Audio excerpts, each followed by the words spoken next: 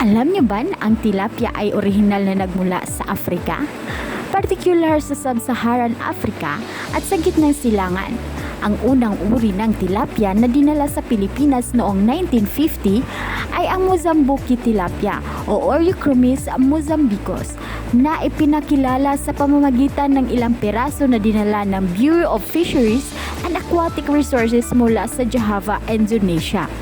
Dahil dito, ang karaniwang pangalang Java tilapia ay ginagamit din upang tumukoy sa Mozambique tilapia.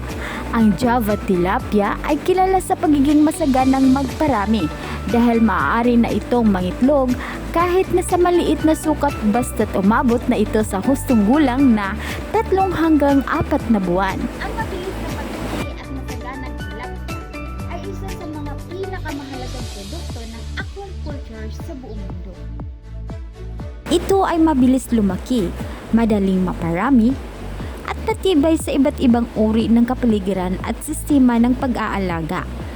Ang pagpaparami at pag-aalaga ng isdang ito ay nangangailangan lamang ng kaunting puhunan at ang teknolohiyang ginagamit ay maaaring maging simple at madaling maiangkop ng maliliit na mangingisda.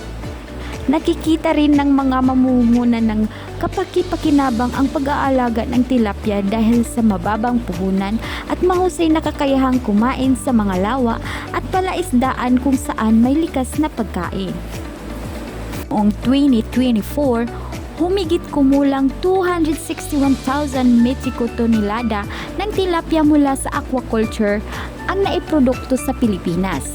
Ito ay isang pagtaas kumpara sa produksyon ng tilapia noong nakaraang taon na umabot sa humigit kumulang na 254,000 metriko tonelada sa bansa. Dito lang po ako mga kapatid. Para sa karagdagang information, please read and watch video below for more information. Tilapia, aning ng tubig, tagumpay ng mga magsasaka.